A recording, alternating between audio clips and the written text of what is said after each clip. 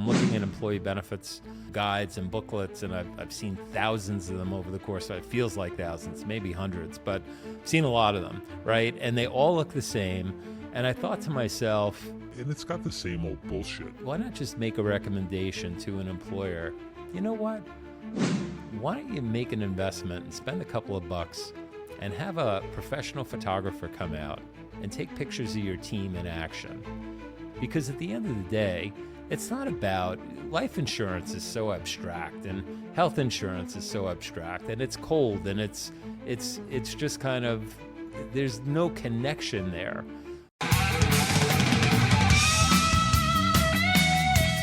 Are you sick and tired of the high costs and inefficiency plaguing our U.S. healthcare system? Do you feel like you're navigating a maze when dealing with insurance companies, only to end up paying a fortune for basic medical services? Then this Broken Healthcare podcast is for you. So get ready to take control of your healthcare. Here's your host, Ray Kober.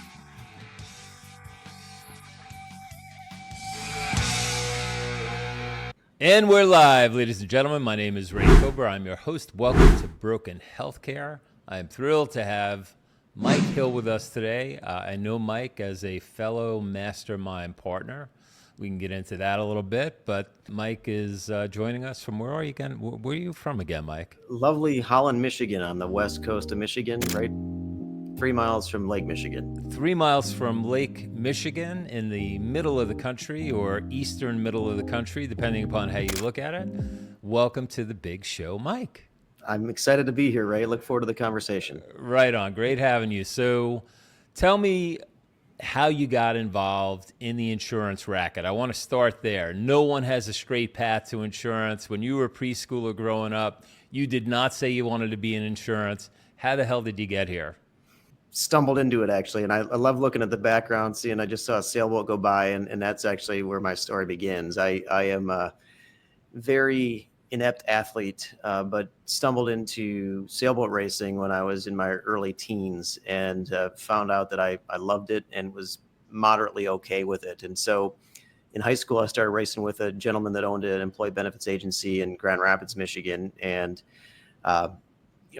just kind of got exposed to insurance through him. But again, it didn't seem like it was anything that I was going to do with the rest of my life. I went to college, got a degree in political science, spent a semester in Capitol Hill, thought that was the direction I was going to go, and then realized I didn't want to be somebody's lackey in DC. And so that was not for me. So I started throwing out applications. And you didn't want to run coffee for people and get it just right?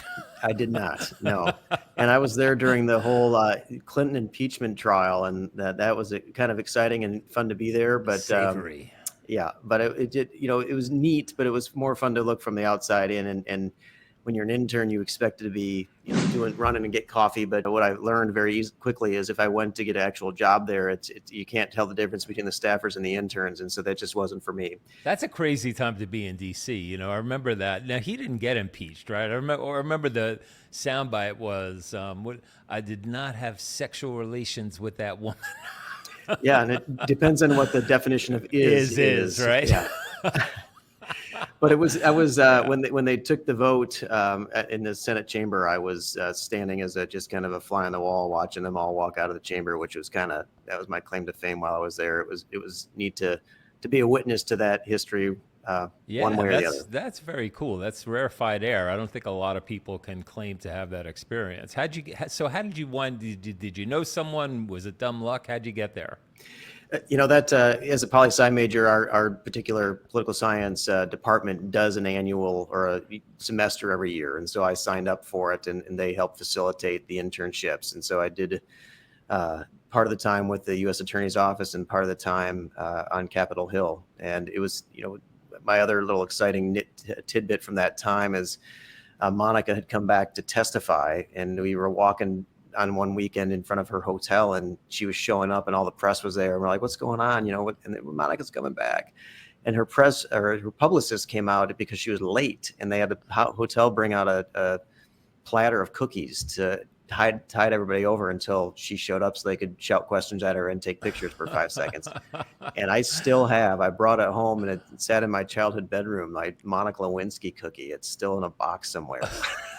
So Might it's be a not little like stale. it might be a little stale. It's not quite like the blue dress, but whatever. Right. Good stuff. We're going to have plenty of time to talk about insurance, and people are enthralled by the subject as you and I are, but sailing. So tell me a little bit about that, because that's also, when I think sailing, I think, I got to be honest, I think it's a rich man, it's a white man sport, rich white man sport. Is that the case? Do you come from affluence? And there's nothing wrong with it if you do, but it is expensive, right? I'm not mistaken there. Yep, absolutely. I mean, the best boats to sail on are other people's boats. There's a great Onion article from 5 or 6 years ago, and the headlines: "Rich white guy wins yacht race," and so your perception is spot on.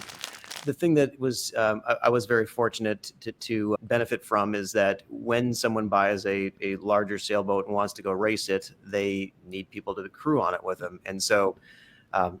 Being someone that had a relatively flexible schedule and a desire to do it, and a skill set and a weight. A lot of these classes require people to weigh in before they go sailing, so all the crew weigh the same amount. Right.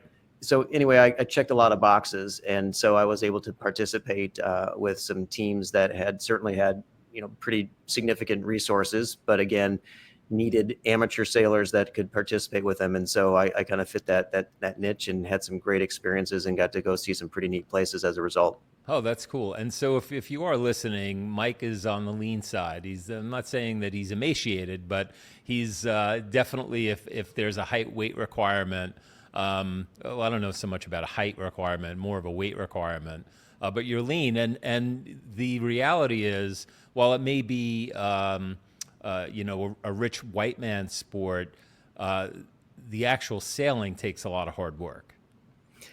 It's incredibly physically demanding, and the boats that I was sailing most recently, we won a world championship. I think it was in 2016. These are 32-foot boats with 8 or 9 people on them, and they can be manhandled if you handle them correctly. And so just by using your weight and manhandling the boat in a particular way, you go significantly faster than those that you're racing against. So it may not seem like it, but it's a very physical sport, and it's really energizing and exciting.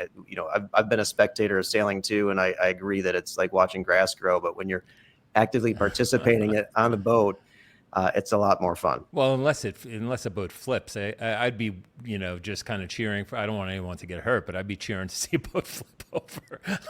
Carnage is always a seller for sure. It's always entertaining, right? Absolutely. So do you do anything to train and prepare for this, or is it like do you just show up and like, hey, I'm here, let's do it? Great question. So sailing is a lot like many other sports. If you think about what Tiger Woods did for golf, Tiger Woods versus John Daly. And if you look at today's golfers, your Rorys of the world and so on, I mean, they've gotten so physically fit, and how that's helped them dominate their sports. Yeah. Sailing, does have, we oftentimes joke that I'm a drinker with a sailing problem. I mean, that oftentimes go hand in hand. But sailing has evolved quite a bit as well from when I started doing it when I was 13, 14 versus now. I mean, people take it very, very seriously. Even the amateurs take it very, very seriously. And being fit is an expectation versus just showing up and pulling some ropes. Right. So is it like cardio, weights, all the above? So it depends on the role that you play. So you mentioned, that I'm almost 6 feet tall. And when I used to weigh in, my target was 148 pounds, and we would sit in saunas and drop a bunch of weight to be able to make it. But point was very skinny, and my role was on the end of the boat at the bow. And so you don't want a lot of weight up front. But if you're in the middle of the boat, or you're doing more of a strength role, then they want you to be doing more on the weight side. So cardio for sure, regardless of what you're doing. But depending on which role you're playing, there's also certainly a strength component to it as well. And I think the last time we talked, you had just raced, right? Or were you a spectator? Did you race over the summer? Yeah, I just did my 29th Chicago to Mackinac race. So that's one of those that gets into your blood. It's a 2-day affair and starts in Chicago, which is a great place to start from, and ends up on Mackinac Island. And if you're not familiar with it, it's a small island in northern Michigan where no cars, only horses, and it's kind of like a step back in time, but lots of fudge and tourists and some rum drinks. Wow. That sounds awesome. How'd you do? We were second in our class this year, so we generally have a pretty good chance of doing well. But there's a lot of luck plays a pretty significant role in that race too. So don't put too much stock into doing well, and don't put too much stock into doing poorly either. Well, second doesn't sound. I mean, was it? Were you competing against one other team, or was it a big field? No, I think they were. I think there were 14, 18 boats in our class, so Okay. we were pleased with second. That's respectable. Yeah, Sure. Why the hell not? get on the podium. Good stuff. So I'm always fascinated by that stuff. It's you don't run into people every day that are part of that sport, and so it's a little bit of just mystery, But I think it's cool when you're part of a team sport, and you do it, and then you jump in, and you're like, wow, this is for me. This is really cool. And then you show up, and together as a team, you're all pulling in the same direction, and you win. That's cool.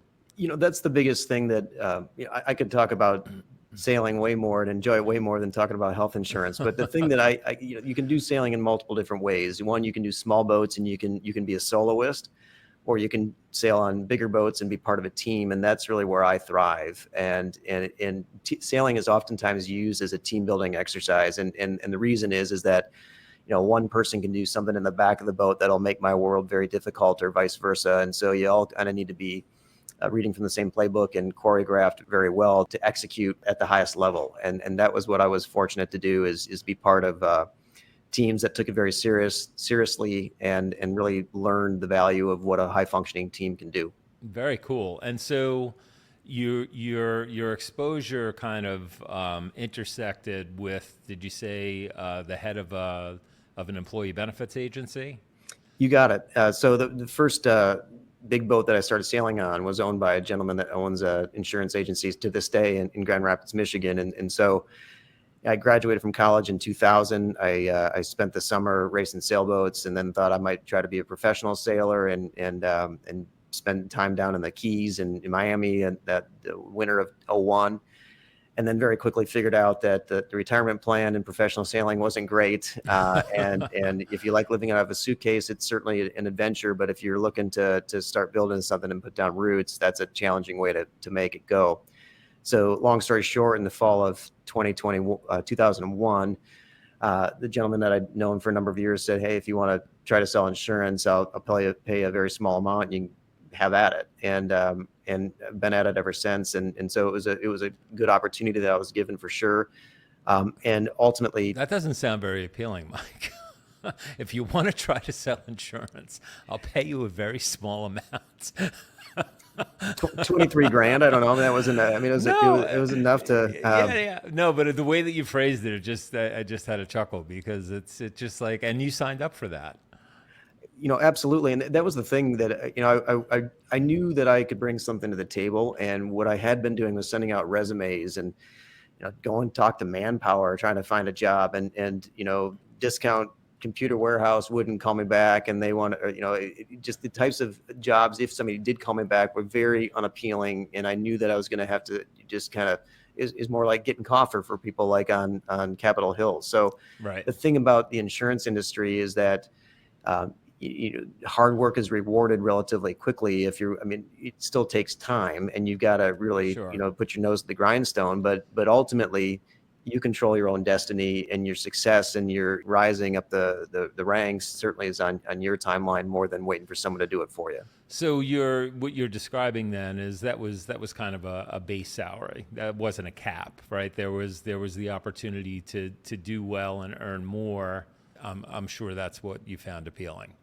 Correct. Right. So, here you get this amount of money for this period of time, and after that it's sink or swim, and managed to swim. And so this is a traditional insurance agency, I'm guessing, primarily, rooted as a traditional health insurance and employee benefits broker. I'm guessing, you correct me if I'm wrong, but doing the typical stuff that status quo brokers do, in spreadsheeting and comparing various carriers at time of renewal. What was your indoctrination like? What did you do, and What did you learn there? I think your assessment is fair. I mean, but if you think back to 2001, I mean, we were quoting plans with $100 deductible and $5 office visit copays, and the reality that we live in today wasn't on the horizon, and so it was that this is how the business is done, and it was a lot like quoting all other insurances. So, I learned a lot. It was nothing negative to say, and Yeah. yeah. Yeah, no, I'm not digging for dirt. I'm really more interested in. I never worked at a traditional insurance brokerage. So my experience comes from the voluntary side of the business, and I supported brokers. So I, worked shoulder to shoulder with them across hundreds of open enrollments and heard their spiels and their presentations to employees over and over and over again. And the striking thing is, from broker to broker, it didn't really change much. It was all pretty much the same dog and pony show, if you will. And so it's not I'm sure you have great respect and admiration from the guy that first employed you, that you sailed with, and all of that stuff. I'm not on a witch hunt. I'm just trying to figure out, like, hey, what was that experience like? What was your day-to-day like? Did you love it right out of the gate? I mean, I'm sure you had good days and bad days like we all do, right? But what was it that excited you about being there? Appreciate the question very much. Your background is interesting to me too, because I only had one data point, right? It was the environment that I was in, and I thought this is how it always is. And so I'm in my third professional stop now, 4 years later, and Yeah. still, again, my data points are limited. Where I assume this is how everybody does it, or how it's always been done.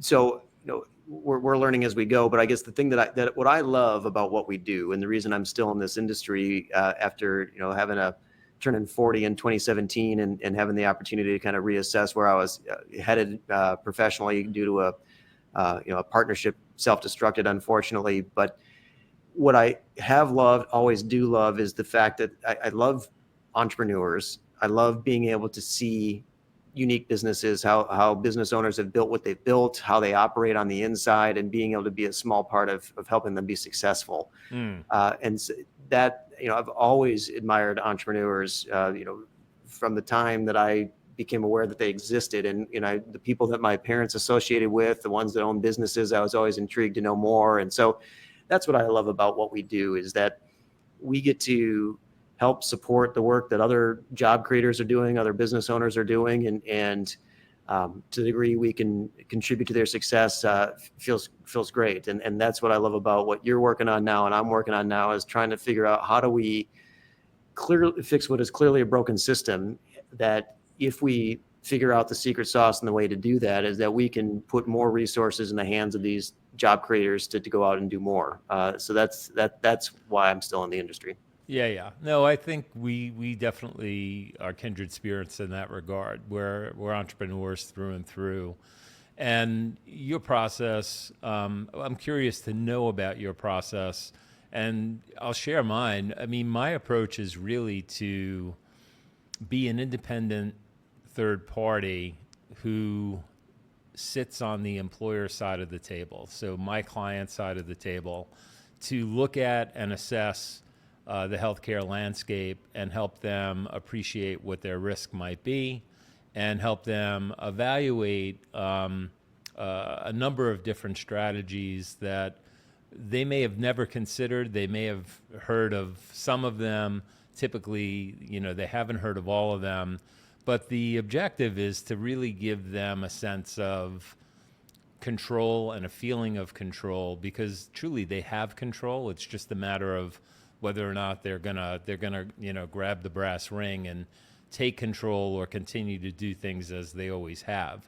So I think my question really boils down to, in terms of your processes and your methodology. And look, folks, there's a myriad of brokers and consultants out there. Many of them lean towards status quo ways, but they kind of dabble in some, I guess, for lack of a better word, non-traditional types of strategies. Others have, a blend of both. They're fully insured. They're dabbling with custom plans and level funded. And then you have other folks that are on the extreme other side of the spectrum, and they won't even entertain doing a fully insured BUCA, Blue Cross, United, Cigna style plan. It is kind of the antithesis to what they are and represent. I can tell you that my approach really as a consultant is to, I do my best. I definitely do have an opinion, and I do tend to be partial, full disclosure. But I also, our approach at least is to meet a client where they are. And so I'm not one that's gonna, try to shove something down someone's throat. It's like not what we do. If someone is, and I have clients that are fully insured with BUCA plans, I've discussed other options with them, but that's where they want to be. It's a fit for them. And I'm curious, I don't know if you're kind of, you fall in line with the ideology that I just laid out, or you're at one extreme or the other. What's your approach? How do you tackle it?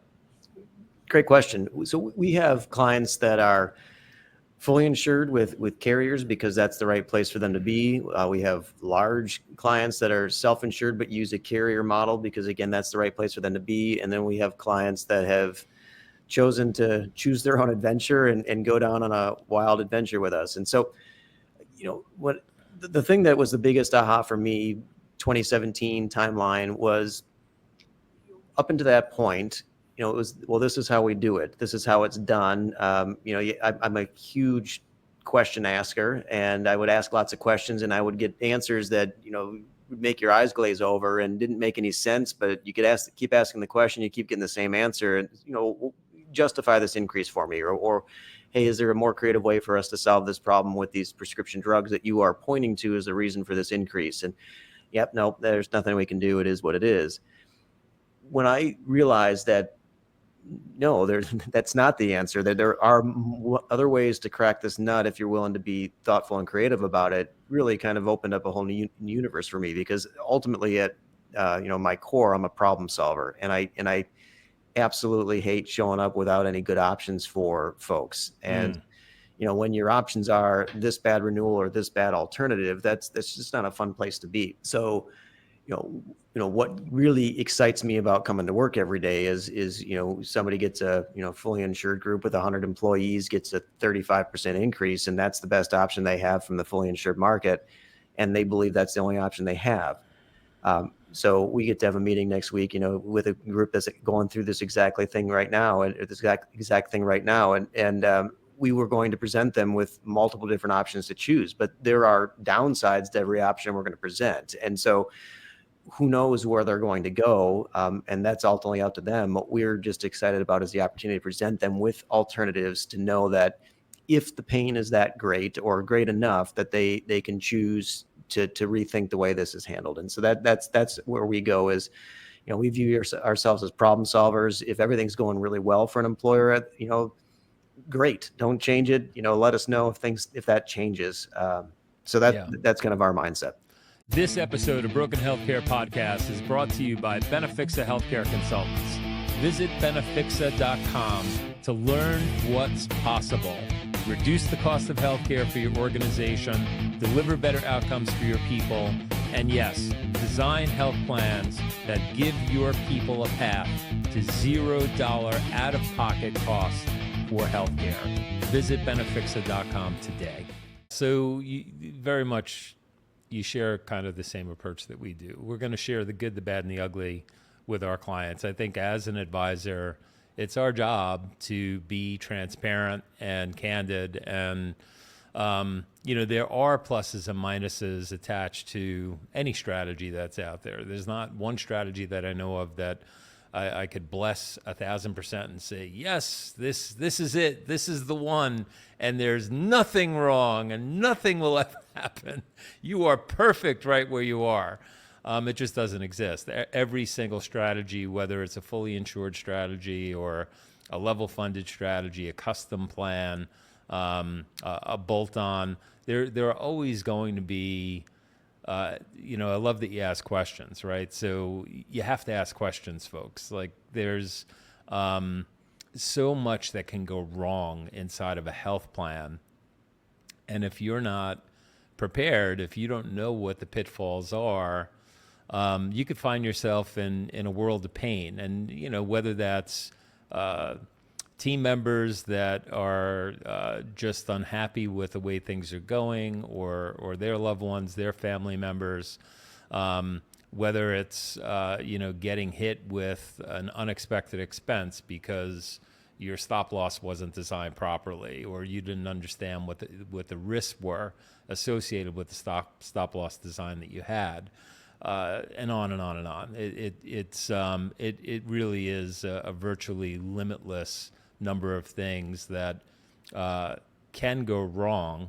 And if you're not asking questions or you're not advised properly, you really could be playing with a hornet's nest. So I love the approach of, hey, we're going to meet a client where they are, but I'm also excited about the opportunity to help a client that just got hit with a big increase and thinks that, they only have one or two options when there's a plethora of things that we can advise. Absolutely. Speaking to the listeners, someone today is deciding how your plan responds to anything that comes up. Someone or a team of someone's is deciding, are we covering these drugs? And if so, how and why and through who? Are we covering this particular procedure? Or are we making people jump through these hoops before they can get that? And not suggesting that an employer needs to be, the man behind the curtain managing their plan to the nth degree, but they have the opportunity, if they build the plan correctly, is to handpick their own team that's going to make decisions that align with their philosophical goals and financial goals, frankly. And so that's I think the biggest aha that I want folks to take away is that, just because it is this way doesn't mean it needs to be that way, and that someone or a group of someones have decided why your plan looks the way it does, and we believe that employers should play a bigger role in that decision making. Yeah, 100%. It's counterintuitive, but in healthcare, price and quality are inversely proportionate, and the highest quality is almost always the lowest cost. And so if you're fixated on strictly, looking at dollars and cents, that's not where the money is, in my opinion. If you're focused on quality and you focus on finding the highest quality care providers, that invariably is going to lower costs. And so a lot of what we do is just try to coach people to help them overcome that stigma, because it's just so ingrained in folks that the more I pay, the better it's going to be, right? They're enamored with the logo on their ID card, when the logo on their ID card really has very little, if anything, to do with the quality of the healthcare that they're getting. And I think what excites me is just the educational process, just being able, and what's funny, Mike, talking this talk every day, I often forget, that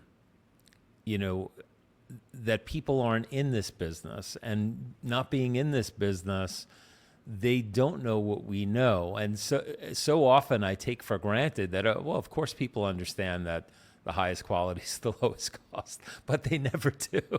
They never do.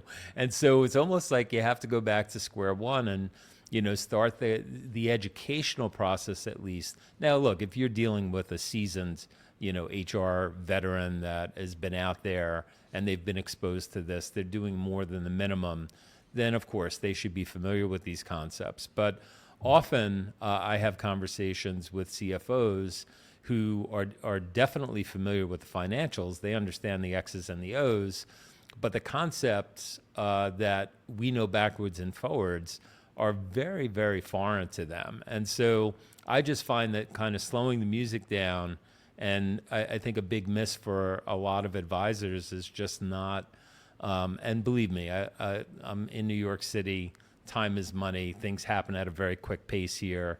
People are very impatient. They want stuff, done yesterday. A meeting can't end fast enough.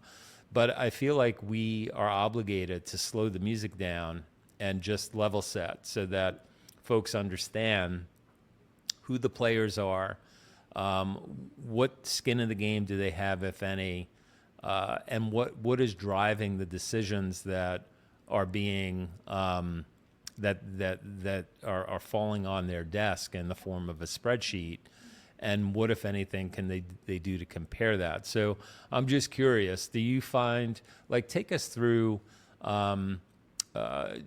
just your, if you will, how does your conversation go if you're having a conversation with a CFO that you've just set a meeting, it's an initial meeting, they're coming in because maybe they're just exasperated. They've been with a broker, and we've sat in the same meetings where Marshberry has come in and they've, kind of taken us through their dog and pony show. And we know that the average tenure of a broker is typically 6 years. And that's 6 years of doing a bad job and having increase after increase after increase. Brokers just typically don't lose their jobs. So maybe a CFO is just kind of at the end of their rope. They're fed up. They don't want to blindly pay increases anymore. And they're like, oh, I don't want to take this meeting, but all right, Mr. Hill, what do you have to offer me? Tell us how that conversation goes for you. That's a deep question, and there's a number of different ways you can go with it. I think the thing that, we got to first understand what it is that people want. And so, as a CFO, ultimately, if we can help them extract money from their health plan that they can use in other ways, that makes complete sense to them. And that's what they go to work every day to do, is to find those opportunities. If we think about the HR team, they have so many different irons in the fire and priorities that they need to focus on. And as soon as, if they can just pick from a menu on a spreadsheet and wrap that up and kick that can for another 12 months, I would do the exact same thing, because they've got, 50 open positions they need to fill, and they've got 2 people that haven't shown up for work, no call, no show, or whatever that it is. Great point. It's really tough. And so, what I'm trying to do is keep our eye on the ball and really help folks understand who it is that we're ultimately fighting for. And certainly we want to put more money back in the pockets of the business owners and the leaders there. But frankly, if their health insurance goes up 15% this year, their individual health insurance, what they're paying out of their paycheck, they may feel it briefly, but maybe not really. A fewer Starbucks over the course of the year. But for the average Joe that is seeing their costs go up so much, a couple $100 a week or a couple $100 a month. I mean, that's the difference between affording daycare and not. And ultimately, that's, it's all these individual people where these dollars are being sucked from, these publicly traded companies, whether it's, United Healthcare, for example, or the pharmaceutical manufacturers, or the big publicly traded hospital systems, or you name it. Their stock price is going up because their profits are going up, and those profits are coming from somewhere. It's coming from the average Joe that's paying for this, either when they can't afford to use the health insurance they have, or when they're paying these astronomical premiums for the insurance they do have. And so that's where the conversation for us starts, is like, listen, how painful is this? How much do we need to effectively move the needle for this to be worth your time?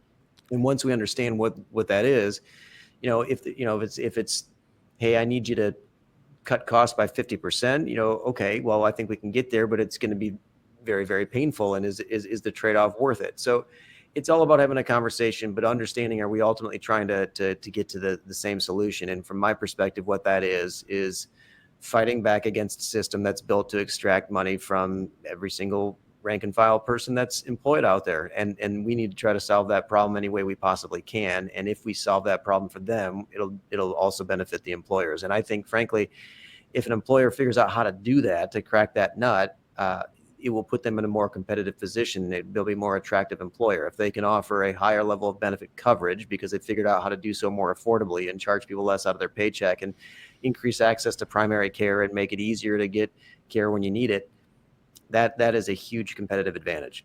Love that. Yeah, and I agree. There is no one size fits all to the question that I asked, right? It really depends. Are you talking to the CFO of a huge technology company? Are you talking to the CFO of a small town manufacturing company? These are two very different conversations. They're going to have two very different needs. And so I think step one is always getting their perspective. What's important to you, and that answer is going to be different for everyone. It really is a matter of custom tailoring our conversation, and the direction of the conversation is very much going to be dictated by what's important to the employer. What's at the end of the day, whether we're dealing with a nonprofit or a for-profit entity, the goal is to grow the organization. And to your point, it's how do you best do that? It's the thing that is crazy is being part of this movement that we're both a part of. It's not a foreign idea or concept to us that we can design plans that cost employers less and actually cost employees zero. There is a path and there is a way to do that. Now, I'll push back on you a little bit, and you said, it's going to be very painful if you want to cut to 50%. And I think that's a conservative response. I think you're being conservative there and kind of level setting. You want to set expectations and say, this is going to hurt a lot, right? Because then at least you've put it out there. You remember I told you. That's right. And West Michigan is a conservative place, so it's just nature. Yeah. But the truth of the matter is, it doesn't need to be an amputation experience. There is a glide path, and there is a way to get there where you're bringing everyone is kind of needs to come on board, and there needs to be an orientation and an understanding of why, where, and how. And I think, and you could disagree with me, but I think it's a problem that many brokers and advisors, and I'll say that I'm, throw me in there with everyone else, we tend to be focused on the next 12 months. And you can't be focused on the next 12 months. It's got to be, what does this thing look like in the next 60 months? What does it look like in the next 120 months?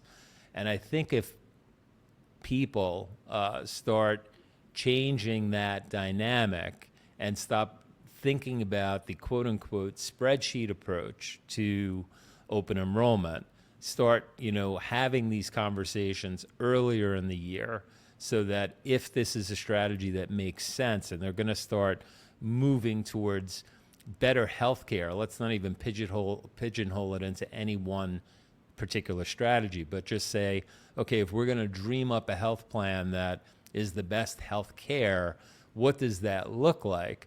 I think the sooner folks have a handle on what that can realistically look like, and then getting there in terms of, okay, to your point, like, you don't want it to be a painful experience. How can you soften the blow? How can you cushion this so that it's a smoother transition? I think it's the temptation is to show people, like, okay, here's how we're better now, right? But and even in our analysis, we go out 5 and 10 years now. But that didn't happen all at once. Like, it took us a while to figure that out and to say, well, we need to show them what the big picture looks like, because no one is going to want to rip the Band-Aid off and cause pain for a quick hit and savings over the course of a year. But when you zoom out, and now all of a sudden, on a $2 million spend, you can save $8-10 million over the course of 10 years. That's significant. And what can you do to repurpose that money? What is the member experience going to be like? Maybe it's a little disruptive in the first 12 months, but well, now we're one of the most desirable places in town to work at, and the people that we do have don't want to go anywhere, right? So I don't know if you're guilty of it, as guilty of it as I am, but I often don't take the opportunity to have those conversations, and I think I know I'm much better at it today than I've been, in time. But I think that's a big missing piece, going from and evolving as a broker from a transactional type of a broker to a broker that really is more about building value. And I think that's a chasm that we're going to start to see more and more brokers making that leap.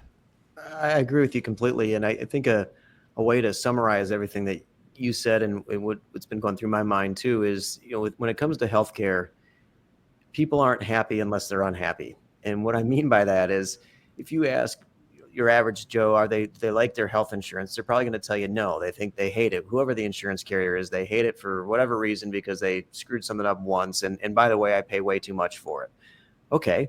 Well, let's go to solve that problem then. And we can't keep doing what we've been doing and expect a different result, right? So we've got to have to go about this a different way. And so when we go about things a different way, we're fighting against an uphill battle or swimming upstream against a machine that's built to extract as much money out of the plan that just had. So of course there's going to be some resistance or friction. And now people are bent out of shape about that. But they forget about why we went on this journey together, that it's a long-term journey. And oh, by the way, your health insurance hasn't gone up in 3 or 4 years, or the costs have gone down and you have less out of pocket now because we've been willing to do these things. We need to continually reinforce to the members why we're doing what we're doing and why this is good for them, but also need to reinforce to our customers that went on this journey with us, because from a CFO perspective, again, we're having a conversation now, we can implement a strategy, they can quantify the value of it, and they're on to the next, hill they got to climb.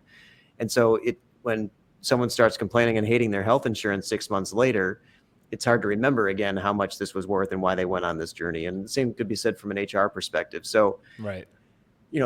I think that's the biggest challenge that we have, is that there is no magic wand, that, we're going to have to behave differently or do things differently to achieve a different outcome. And that's going to mean there's going to be some bumps and bruises along the way, but we're already feeling those bumps and bruises. And so we need to keep the right mindset as we go on this journey together. Yeah, no doubt. And I feel like the role of an advisor, if done properly, at least if I'm looking at the future, I see advisors being more than simply healthcare consultants, for lack of a better term. I think, again, you have to zoom out a little bit. And I think ideally, not that the advisor per se is going to be the boots on the ground having the conversations, but I had a conversation with another mastermind partner, and we were talking about just the opportunity to touch employees during open enrollment. If you're having meetings, how often do you see brokers just kind of go through the typical BS? Here's your copay if you see a primary care doctor. Here's your copay if you see a specialist. Here's your deductible. And everybody's talking about the mechanics and the nuts and bolts. No one is talking about their health, though, and what they could do to take better care of themselves. So I think we're going to start to see more plans that have an integrated approach, and it might not just be during open enrollment. It might be throughout the year, but just coaching employees on how to take better care of themselves. And look, this is America. I'm a freedom guy. I don't want anyone telling me what to do. I don't think anybody wants anyone telling them what to do. But I think if there's more education around, food is medicine, and just understanding that, look, if you want to, go and drink a bottle of whiskey, every night, knock yourself out. But there's going to be a price to pay for that. in the way of your health. And so I think the preventative aspect is something that we're going to start seeing expand. And I'll give you kind of an epiphany that I had just going through employee benefits booklets. So I'm looking at employee benefits, guides and booklets, and I've seen thousands of them over the course. It feels like thousands, maybe hundreds, but I've seen a lot of them, right? And they all look the same. And I thought to myself, and it's got the same old bullshit, like these graphics of question marks and, if it's a construction company, a hammer. Why not just make a recommendation to an employer? You know what?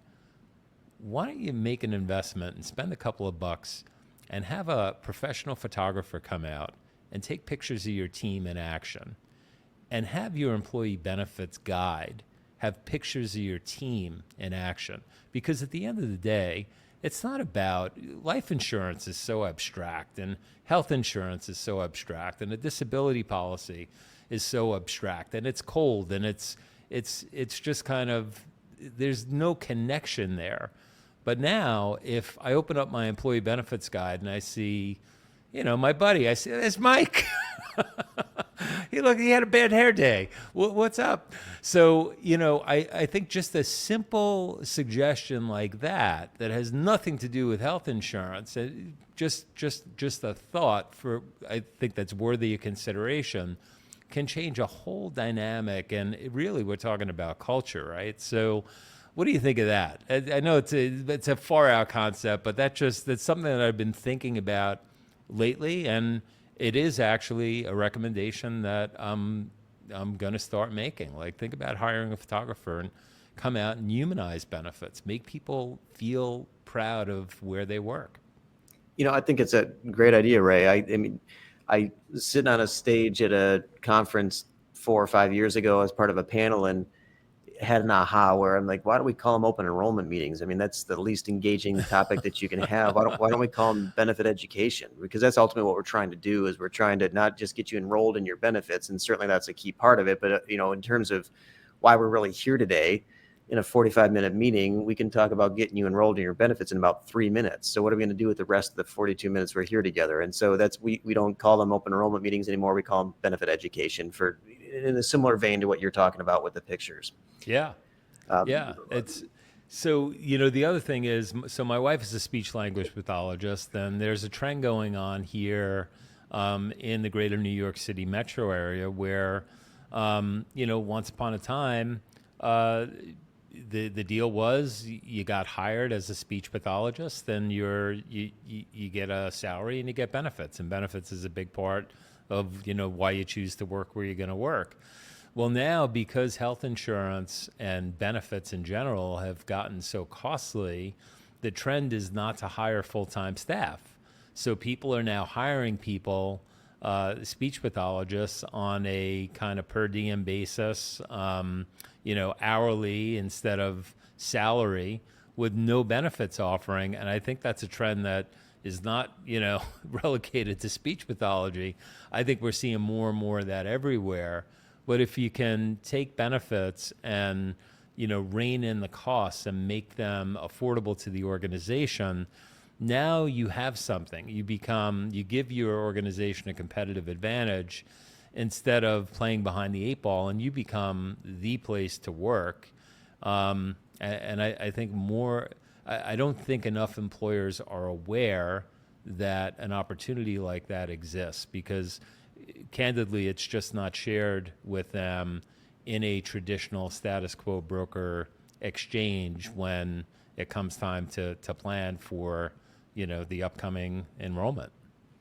I agree with you there. And I wanted to circle back to something else you were touching on when you were talking about the supporting employees from a health perspective and a wellness perspective. And I agree with that. And there was a decade plus of my career where we were highly focused on wellness and trying to, the expectation is that, you're paying us all year to sell you health insurance. And frankly, we only talk about the buying and selling of health insurance 3 months a year. So what are we doing the other 9 months? How do we help people be healthier? I am a firm believer in being healthy. I struggle though on an employer telling an employee what they should or should not do. And frankly, we've all been around long enough, and we're familiar with the New Year's Eve or New Year's resolution kind of issue, that if we're waiting for people to make the right decisions, and that is the strategy we're going to use to control our healthcare costs, I think we're going to be waiting for a really long time, because we've done a lot of what we thought were really creative wellness challenges and programming and so on and so forth, and haven't seen it move the healthcare cost needle at all. So where I'm looking for, how do I get results as quickly as possible? And so the places that I think really the low hanging fruit are is that addressing cost, but also enhancing the benefits, is number one, simply just increasing access to care. So meaning if an employer can help an employee get, the audience of a quality care professional in short order, within 6 hours, within the day. I mean, that's a significant opportunity, I believe, to bring extra value to members, and theoretically getting them access to that care sooner is also going to likely result in a better outcome. But the other part of it is health insurance is buying and paying for commodities ultimately. And so that's really where we're trying to focus our attention, is how do we pay for and buy these commodities in as smart a way as possible and not let other people dictate how we do it. And if we can do that, whether we're talking about imaging or drugs or knee replacements or whatever it happens to be, if we can just buy things smarter and make sure that other people aren't making those decisions for us. And I'm not saying that, again, an employer should decide who gets what, but I'm just saying we're going to cover everything, but we're going to control how we buy it. That's how, in my mind, we get the immediate or the shortest term payoff on managing a health plan better. So you're saying employees will be more receptive to a plan that does the work for them, and when they go to get that prescription filled, it's 50% less than it would have cost them under normal circumstances, as opposed to getting an employee to say, no, I'm not going to smoke that carton of Marlboro Reds and drink that bottle of Jimmy Beam this weekend. That's exactly what I'm saying. And frankly, we can control. So let's say we're managing a plan for a 250 employee group. And so with dependents and so on, 450, 500 people. If our strategy is for people to make better health decisions, we need 500 people to do that all day, every day. And that's a tough challenge. But if we, with a small team of people, can say everybody can get every drug they want, but when we buy them, they're coming from this place because we know this place is the most cost effective, we've solved the problem for everyone, and it's over and done with. And we don't have to wait for everybody to kind of do their part. That's what I'm saying, and I'm oversimplifying, but again, I believe there's a time and a place for wellness. I believe it's really important in building culture, and if that's part of who an employer is, absolutely do it. But in terms of doing it to get a ROI from a healthcare cost perspective, I think they're going to be waiting for quite a long time. Yeah, no argument from me there. I couldn't agree with you more. It's very, very heavy lift to change culture. Much easier to change strategy than it is to change culture. And the truth of the matter is, the vast majority of the levers that we pull on are really strategy based. It's really just a matter of controlling the supply chain of healthcare. That's where our expertise and the blood, sweat, and tears and the time that we spend in conference rooms together, huddled up with other thought leaders and experts comes in. So, it's not something that, you can't really read this stuff in a textbook. It didn't come to me naturally and easily. I'm frankly learning every day. I've been in this industry since 2001 in the employee benefit space. I feel like I'm still learning stuff every day. But our clients are the better for it, because that's really where expertise and experience and knowledge comes in. And frankly, no one is perfect. I think some of the best lessons that I've learned is by doing it wrong and messing up. And boy, I'm not going to do that again. Well, amen. And it's interesting. I mean, not a month goes by that I don't have something that comes in front of me that I had never seen before. And that's because this is so complicated. Life is complicated. So many unique things happen, and there's just so many moving pieces. So it's always keeps us on our toes. That's for sure. No doubt. So, as we draw to a close here, is there anything that you're promoting? Anything that's new on the radar? Anything that you want to talk about that we haven't spoken about yet? And most importantly, how do folks find you? They can find me in our business, Total Control Health Plans, on LinkedIn. And so I'd love to connect with anybody I can that's on the same adventure and mission that we are. We want to, again, how do we put more money back in people's pockets and keep the vacuum that is health insurance from sucking up as much money as it can? Something that I'm working on, something that's not ready for prime time, and maybe you'll invite me back, next summer, and I can tell you a little bit more about it. But I believe that the opportunities to start small, but it could grow pretty quickly, leveraging these AI tools that are out there now to better manage plans. So much happens by accident with health plans. So much falls through cracks, not to anybody's, not putting anyone out there to blame. Everybody's doing the best they possibly can, but there's so many moving pieces that it's easy to miss opportunities to contain costs and run a plan more efficiently. And I believe that if we build an AI tool in the right way, we might be able to improve the way that operates and layer it on top of any health plan that's out there. So that's something that's rolling around the back of my head, and it's, again, not ready for prime time. But if I get this thing off the ground, I'd love to tell you more about it. All right, you're teasing us, Mike. Excellent. Well, hey, thank you so much for joining us today and enlightening our audience. Really appreciate your insight. And that's it for today, folks. Until next time, we will catch you on the next one. Peace. So that's it for today's episode of Broken Healthcare. Head on over to iTunes or wherever you listen and subscribe to the show and join us on the next episode.